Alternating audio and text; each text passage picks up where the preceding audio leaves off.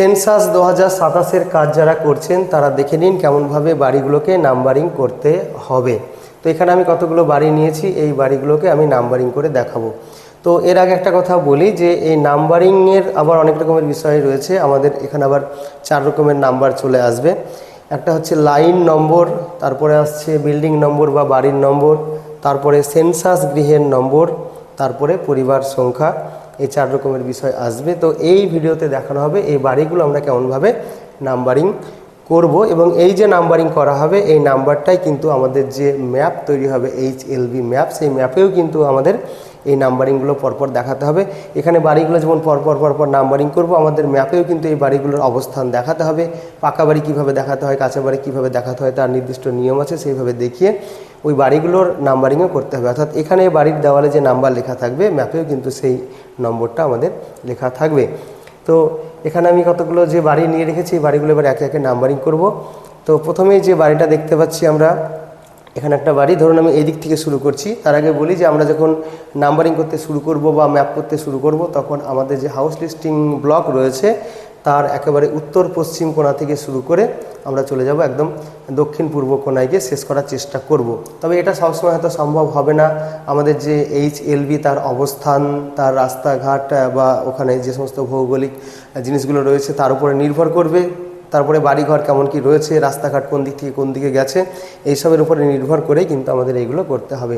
তবে বাড়িগুলোকে নাম্বারিং করার একটা সহজ নিয়ম হচ্ছে যে রাস্তার এক পার ধরে সমস্ত বাড়িগুলোকে পরপর নাম্বারিং করতে করতে যেতে হবে। তারপরে রাস্তার আর এক পার ধরে নাম্বারিং করতে আসতে হবে। এরকম করলেই কিন্তু আমাদের নাম্বারটা পরপর থাকবে এবং আমরা বাড়িগুলো সহজে কিন্তু খুঁজে পাবো। প্রসঙ্গত বলে রাখি, এটা কিন্তু কোনো অফিসিয়াল ভিডিও নয়। আপনারা যে কোনো রকমের কাজ করার আগে আপনাদের যে নির্দেশিকা রয়েছে বা আপনাদের যে সংশ্লিষ্ট অফিস বা ঊর্ধ্বতন কর্তৃপক্ষ যারা রয়েছে তাদের নির্দেশ মেনেই কিন্তু আপনারা কাজ করবেন। তো এই যে বাড়িটা আমি দেখতে পাচ্ছি, প্রথমে এই বাড়িটা আমি এইভাবে নাম্বারিং করলাম CN1, অর্থাৎ এটা হচ্ছে প্রথম বাড়ি, অর্থাৎ এটা একটাই বাড়ি এবং এখানে একটাই সেন্সাস গৃহ, তাই আমি এখানে CN1 লিখলাম। এবার ম্যাপে যখন আমি একে দেখাবো, এটা হচ্ছে আমার কাঁচা বাড়ি। তো কাঁচা বাড়ির জন্য ত্রিকোণ আকারের করতে হবে, ত্রিভুজের মতো। এবার যদি এটা বাসগৃহ হয়, এই বাড়িতে যদি লোকজন বসবাস করে তাহলে সেটা ওই ত্রিকোণ মানে ত্রিভুজের মতো থাকবে।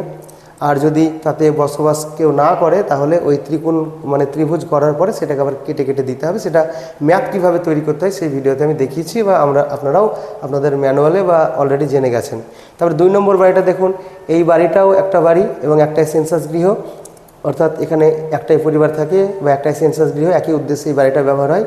এটাও যা এটাও তাই। তারপরে যে বাড়িটা দেখতে পাচ্ছি, এটা দেখতে পাচ্ছেন মোটামুটি একটা 3 তলা বাড়ি। এবার এই 3 তলা বাড়িটাকে আমি নাম্বারিং করছি এইভাবে, এটা হচ্ছে CN3 অর্থাৎ 3 নম্বর বাড়ি। এবার ব্র্যাকেটে দেখতে পাচ্ছেন 2, অর্থাৎ এর অর্থ হলো এখানে 2টো সেন্সাস গৃহ রয়েছে এই বাড়িটাই। অর্থাৎ প্রথম তলায় যদি এরকম হয় যে প্রথম তলায় এখানে হয়তো একটা পরিবার বসবাস করছে, তাই এটা একটা সেন্সাস গৃহ, আর উপরের এই দুটো মিলিয়ে আরও একটা পরিবার বসবাস করছে, তাই এটা আর একটা সেন্সাস গৃহ। অর্থাৎ খোঁজখবর নিয়ে জানা গেছে এখানে 2টো সেন্সাস গৃহ হবে, সেই নিয়ে এটা নাম্বারিং হচ্ছে। তো দেখতে পাচ্ছেন এখানে যে নাম্বারিংগুলো করা হচ্ছে সেটা কিন্তু বাড়ির নম্বর এবং সেই বাড়িতে কটা সেন্সাস গৃহ আছে সেই নম্বরটা আসছে। সেন্সাস গৃহের নম্বর কিন্তু এখন লেখা হচ্ছে না।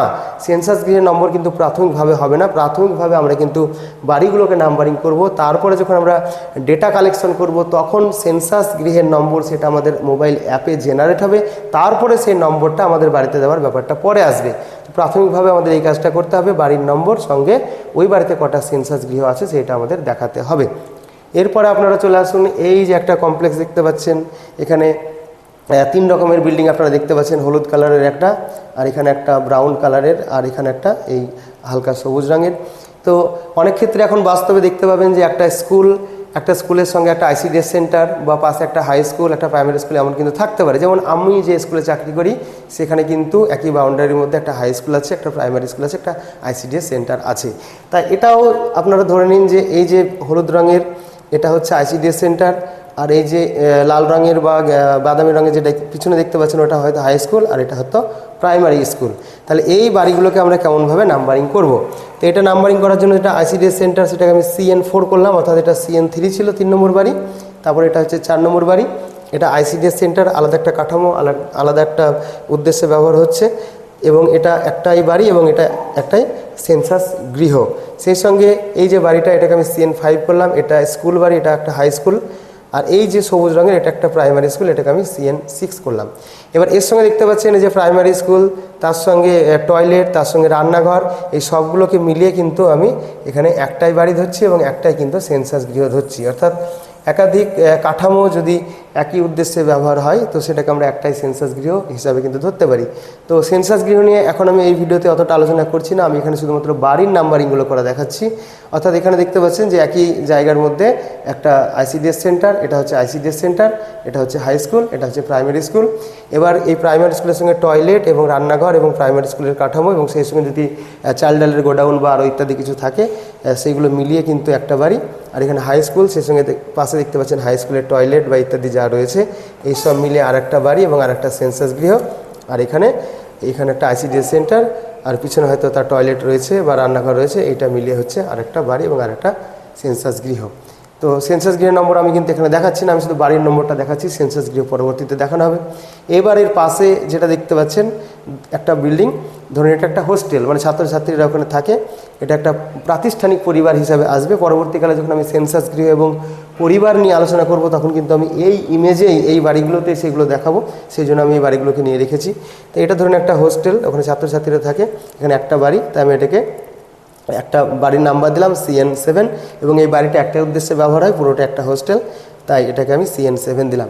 এবার পরিস্থিতি অনেক রকমের হতে পারে, এটা যদি হোস্টেল হয় এবং হোস্টেলের ম্যানেজার এবং এখানকার হয়তো রাঁধুনি বা ওখানকার পিয়ন বা কর্মচারী ওরা যদি প্রত্যেকে আবার আলাদা আলাদা ঘরে আলাদা আলাদা হয়ে থাকে, আলাদা আলাদা রান্নাবান্না করে খায়, তাহলে তাদের জন্য আবার আলাদা আলাদা সেন্সাস গৃহ হবে। আর আরও বাদবাকি ছাত্রছাত্রী যারা থাকবে তারা একটা প্রাতিষ্ঠানিক পরিবারে যাবে। তো পরিবার এবং সেন্সাস গৃহ নিয়ে আমি আবারও বলছি, ওটা পরবর্তীকালে আলোচনা করব। পাশে একটা দেখতে পাচ্ছেন দোকান রয়েছে, ওই বাড়ির নম্বরটা দিলাম আমি CN8। এর পাশে দেখতে পাচ্ছেন একটা বাড়ি, এই বাড়িটা দেখতে পাচ্ছেন যে দুটো দরজা আছে, এটা একটা বাড়ি, এখানে দুই ভাই বসবাস করে, দুই ভাইয়ের আলাদা আলাদা সংসার, ও এদিকে থাকে এক ভাই আর এক ভাই থাকে ওদিকে।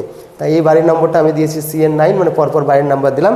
আর ব্র্যাকেটে দেখুন আমি লিখছি 2, অর্থাৎ এই বাড়িতে দুটি সেন্সাস গৃহ রয়েছে, দুই ভাইয়ের দুটো আলাদা আলাদা ব্যবহার রয়েছে, দুটো বাড়ি। তো এইভাবে আমি নাম্বারিং করবো। এবার এই বাড়িতে যদি তিনটে সেন্সাস গৃহ হতো তাহলে আমি এখানে ব্র্যাকেটের মধ্যে 3 লিখতাম। বা এই বাড়িটা লক্ষ্য করুন 3তলা বাড়ি, এখানে দুটো পরিবার থাকে বা দুটি উদ্দেশ্যে ব্যবহার হয়, তাই এখানে দুটি সেন্সাস গৃহ করেছি, তাই ব্র্যাকেটে 2 দিয়েছি।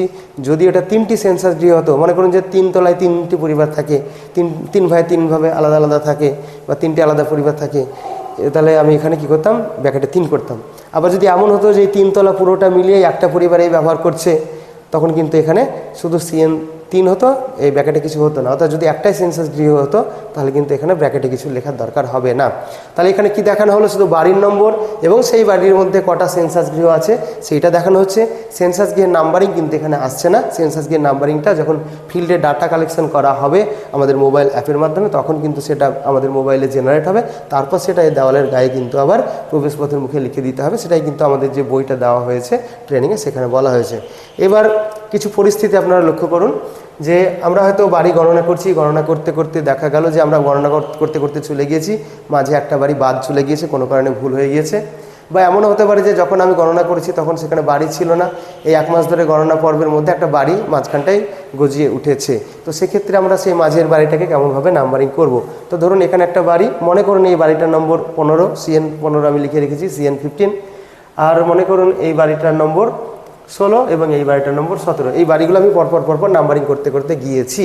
তারপরে দেখতে পাচ্ছেন এই যে গলির মধ্যে এখানে একটা বাড়ি রয়েছে, এটা কিন্তু প্রথমে আমি ভাবিনি, মানে আমার নজরে হয়তো পড়েনি যে এটা আমার ইবির মধ্যে বা আমার HLBর মধ্যে পড়বে, আমি ভাবিনি, বা আমার নজরটা কোনোভাবে এড়িয়ে গিয়েছে। পরে দেখছি তো এখানে একটা বাড়ি আছে, তাহলে আমি এই বাড়িটা কীভাবে নাম্বারিং করব।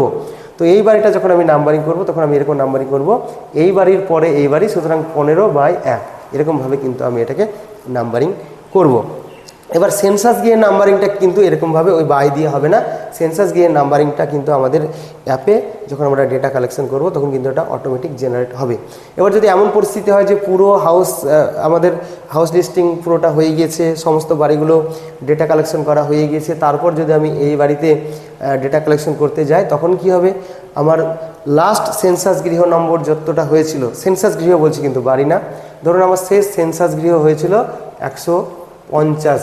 তাহলে যখন আমি এই বাড়িতে ডেটা কালেকশন করতে যাচ্ছি সমস্ত কাজকর্ম সেরে, তখন কিন্তু এই বাড়ির নম্বর কত হয়েছে, বাড়ির নম্বর হয়েছে 15/1, কিন্তু এই বাড়ির যখন সেন্সাস গৃহ নম্বর হবে সেটা কিন্তু 51 হবে যখন আমি সব শেষে এই বাড়িতে ডেটা কালেকশন করতে যাব। বা এমনও হতে পারে যে আমি বাড়িগুলো নাম্বারিং করলাম, নাম্বারিং করার পরেই আমি বুঝতে পারলাম এই বাড়িটা এখানে বাদ গিয়েছে, তখন আমি যখন ডেটা কালেকশন করছি তখন এই বাড়ির পরে আমি এই বাড়িতে ডেটা কালেকশন করতে যাচ্ছি। তো ধরুন এই বাড়ির আমার সেন্সাস গৃহ নাম্বার হয়তো হয়েছে, ধরুন মনে করুন 20 নম্বর হয়েছে, আমার সেন্সাস গৃহ নম্বর 20, এই বাড়িতে গিয়ে আমার সেন্সাস গৃহ নম্বর হয়েছে 20, তারপরে আমি এই বাড়িতে চলে যাচ্ছি, তখন কিন্তু আমার সেন্সাস গৃহের নম্বরটা এখানে হয়ে যাবে কত, এখানে হয়ে যাবে 21। এটা যদি আমি প্রথমেই বুঝতে পারি তখন পরপর করতে করতে গেলে এখানে আমার সেন্সাস গৃহের নম্বর এটা 21 হবে। কিন্তু সমস্ত কিছু করে দেওয়ার পরে যখন আমি শেষে ওই বাড়িতে যাব ডেটা কালেকশন করতে, তখন আমার সেন্সাস গৃহের নম্বর হবে হয়তো, আমার শেষ সেন্সাস গৃহ যদি 150 হয়ে থাকে আমার ইবিতে বা আমার HLBতে, তাহলে আমার এর পরেরটা হবে 151, এরকমভাবে কিন্তু এইগুলোতে হবে। এবার কিন্তু এর মাঝে আরেকটা জিনিস আমাদের বাদ থাকছে, সেটা হলো পরিবার সংখ্যা, সেটাও কিন্তু আমাদের মোবাইল অ্যাপে অটোমেটিক জেনারেট হবে। এখানে একটা জিনিস আপনাদের মনে রাখবেন যে লাইন নম্বর, বিল্ডিং নম্বর বা বাড়ির নম্বর, সেন্সাস গৃহ নম্বর এবং পরিবার নম্বর এগুলো কিন্তু কারোর সঙ্গে কারো মিল মানে হবে না, এটাই ধরে রাখুন। অর্থাৎ যদি লাইন নম্বর 1 হয়, বাড়ির নম্বর হয়তো 1 হবে বা নাও হতে পারে, যদি আমি ওই পৌরসভা কর্তৃক যে বাড়ির নাম্বার দেওয়া আছে সেই নাম্বার ব্যবহার করি তাহলে কিন্তু এই নাম্বার হবে না। তো এই 4টি নম্বর কিন্তু কারোর সঙ্গে কারো নাও মিলতে পারে, আলাদা আলাদা নম্বর কিন্তু হতে পারে এবং সেটাই কিন্তু হয়। এবার বলি এই যে নাম্বারিংগুলো আমি করে দেখালাম, এই নাম্বারিংগুলো হচ্ছে যে যদি আমাদের নতুনভাবে নাম্বারিং করতে হয়, কিন্তু এমন হয় যে শহরে যেখানে পৌরসভা কর্তৃক বা স্থানীয় প্রশাসন কর্তৃক একদম সুশৃঙ্খলভাবে সাজিয়ে গুছিয়ে নাম্বারিং করা আছে, তাহলে কিন্তু আমাদের এই নাম্বারিং করার দরকার হবে না, তখন কিন্তু আমরা ওই নাম্বারটাকে কিন্তু গ্রহণ করতে পারবো। এবার আমাদের আরও একটা পরিস্থিতির সম্মুখীন হতে পারে। ধরুন এই একটা বাড়ি আপনারা দেখতে পাচ্ছেন, এই বাড়িটা কি হয়েছে, এখানে একটা বাড়ি, এই বাড়ির এখানে এটা বসবাস গৃহ, এই বাড়িতে তারা বসবাস করছে, এই ঘরটাতে তারা বসবাস করে, আর এখানে তারা রান্না বান্না করে, এটা তাদের রান্নাঘর, আর এই বাড়ির পাশে একটু দূরে এখানে তারা পায়খানা বাথরুম করে। অর্থাৎ গ্রামের দিকে কিন্তু এরকমই থাকে, এক জায়গায় বাড়ি, তারপরে একটু ছেড়ে একটা রান্নাঘর, তারপরে একটু ছেড়ে একটু দূরে পায়খানা বাথরুম, এরকম কিন্তু গ্রামের দিকে থাকে। এবারে এই বাড়িতে আবার একটা কিন্তু পোলট্রি ফার্মও করা আছে, এখানে দেখতে পাচ্ছেন।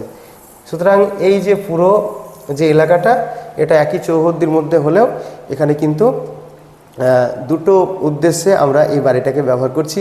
তো এক্ষেত্রে আমরা কি করতে পারি, এই পুরোটাকে মিলিয়ে আমরা একটা বাড়ির নম্বর দিতে পারি, এই পুরোটাকে মিলিয়ে আমরা বাড়ির নম্বর 1 দিতে পারি। অর্থাৎ এর আগের বাড়ির নম্বর যদি ধরুন 10 হয়, তাহলে এটাকে আমি 11 নম্বর দিতে পারি। এবার কিন্তু এই বাড়িতে 2টি সেন্সাস গৃহ আপনাকে করতে হবে। একটা হচ্ছে বসত বাড়ির সেন্সাস গৃহ, অর্থাৎ এই যে এই বাস করার ঘর, এই বসবাস করার ঘর থেকে শুরু করে এই যে বসবাস করার ঘরটাকে নিয়ে তারপরে তার রান্নাঘর এবং এই পায়খানা বাথরুম, এই সবগুলোকে নিয়ে আমি একটা সেন্সাস গৃহ ধরতে পারি, এটা একটা সেন্সাস গৃহ ধরতে পারি।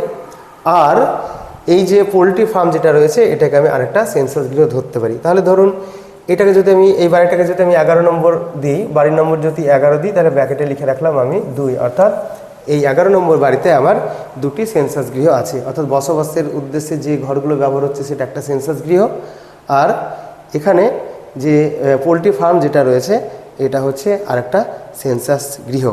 এবার যদি এটা একই প্রেমিসের মধ্যে আছে, এই জন্য আমি একটাই বাড়ি ধরে এটাকে 2টো সেন্সাস গৃহ ধরছি, কিন্তু এটা যদি একটু আলাদাভাবে থাকতো তাহলে কিন্তু আমি এটাকে আবার একটা আলাদা বাড়িও করে দিতে পারতাম। অর্থাৎ এইটাকে একটা বাড়ি, এটাকে একটা বাড়ি, অর্থাৎ রান্নাঘর, পায়খানা বাথরুম এবং বসত বাড়ি নিয়ে একটা বাড়ি, আর পোলট্রি ফার্মটাকে আর একটা বাড়ি করা যেত যদি একটু আলাদাভাবে থাকতো। কিন্তু দেখতে পাচ্ছেন একই জায়গার মধ্যে একই বাউন্ডারির মধ্যে আছে, এটাকে একটা আলাদা রকমের একটা সেন্সাস গৃহ করে দেওয়া হলো।